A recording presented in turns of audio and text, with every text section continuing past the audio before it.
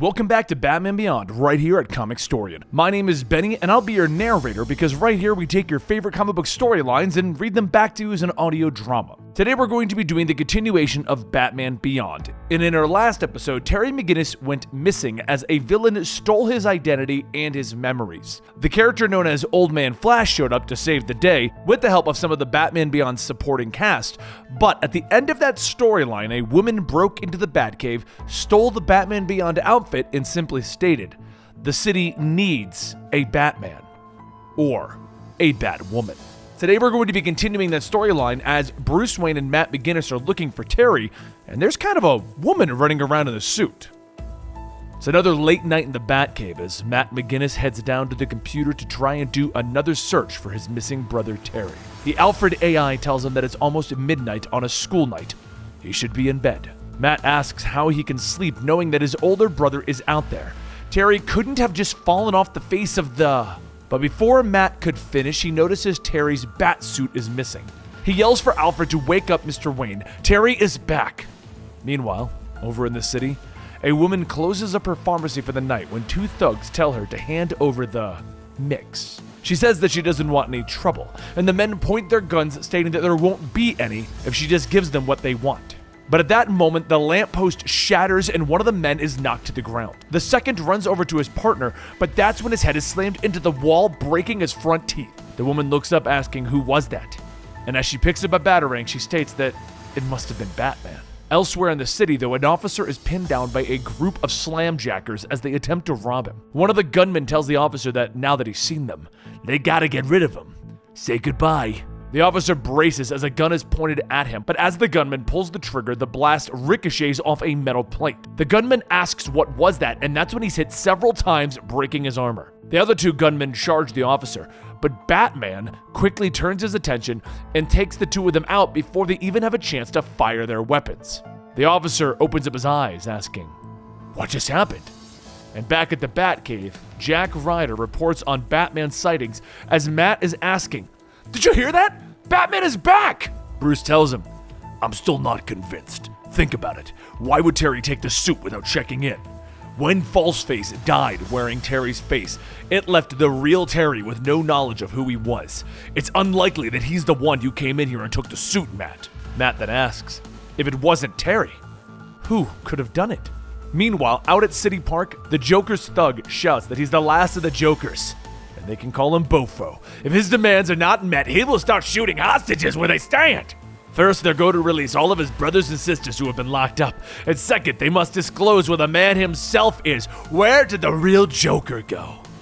As Bofo goes on yelling to the police, Batman sneaks in, taking the hostages away to a safe location. Once Bofo is done with his demands, he turns back to the hostages and notices that there's only one left. The remaining hostage laughs, telling Bofo that he is such an idiot. While he was busy ranting, he didn't even notice that the hostages were being rescued. Bofo gets ready to take the shot, but that's when Batman jumps in, knocking him to the ground. Bofo gets back to his feet, pulling the pin on a grenade, shouting, "You're an even better target now, and I'm gonna blow up the Bat." As the grenade goes off, Batman quickly runs over to shield the remaining hostage, protecting them from the flying shrapnel. Everyone points, asking if Batman is still alive. Did the maniac manage to blow him up? And Jack Ryder pushes on the scene, telling his cam bot to focus the lights on the Batman. As Jack begins his report, he tells everyone that his suspicions have been confirmed. The missing Bat.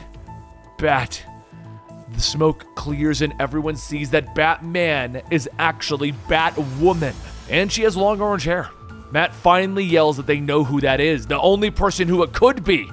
Melanie Walker.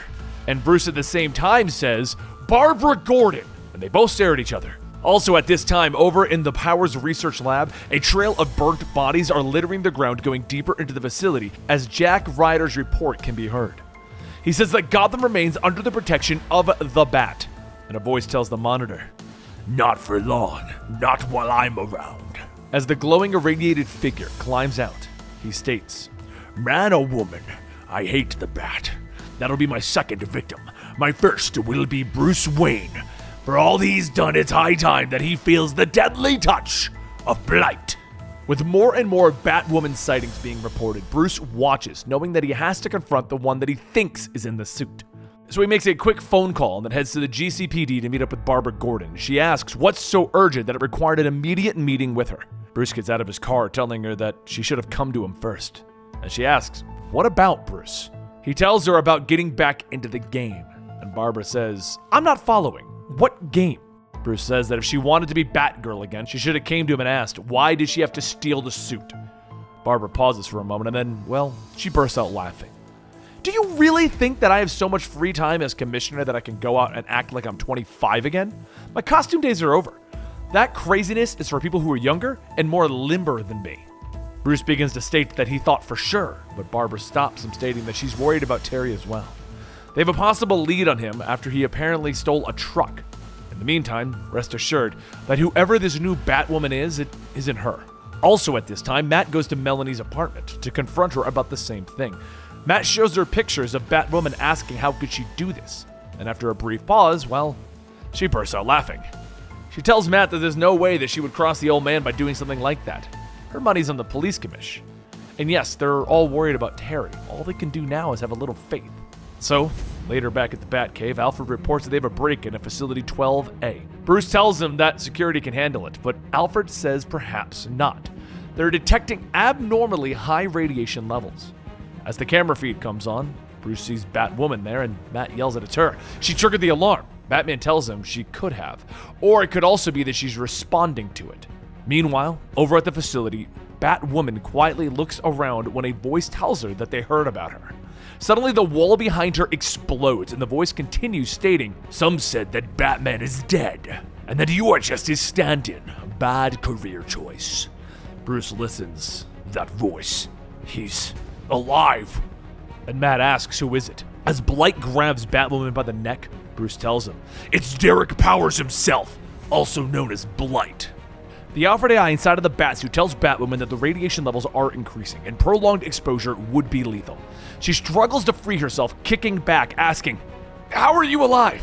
And Blight tells her that he can see why everyone would assume that, but just because he was on a sinking submarine does not mean that the radiation dies with it. The Alfred AI says that the source of the radiation is Blight. Her suit cannot protect her from that for long. So she says that they all figured that the human part of him was still capable of drowning, that they would be better if he was dead. Blight punches her back, stating, speaking of dead, who are you to McGinnis?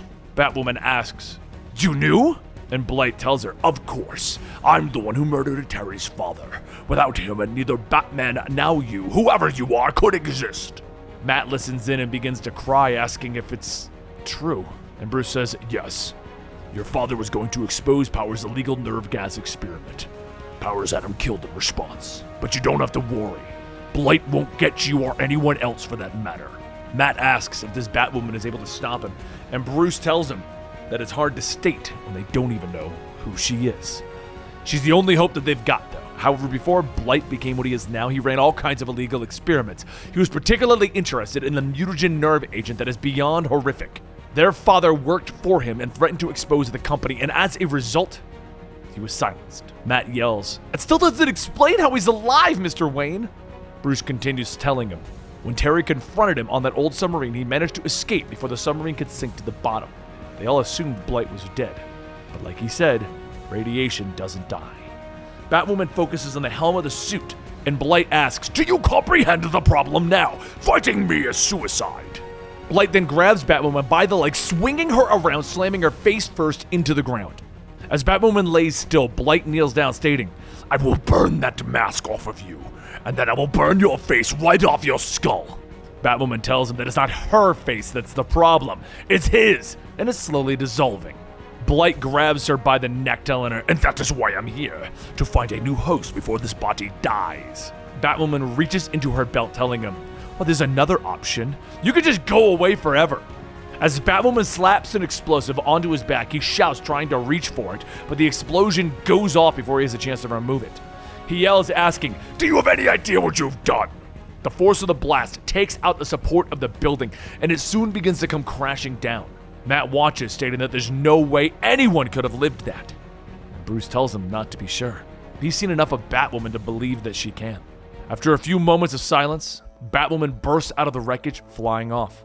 And Matt asks, what about Blight? Bruce tells him, I have no idea.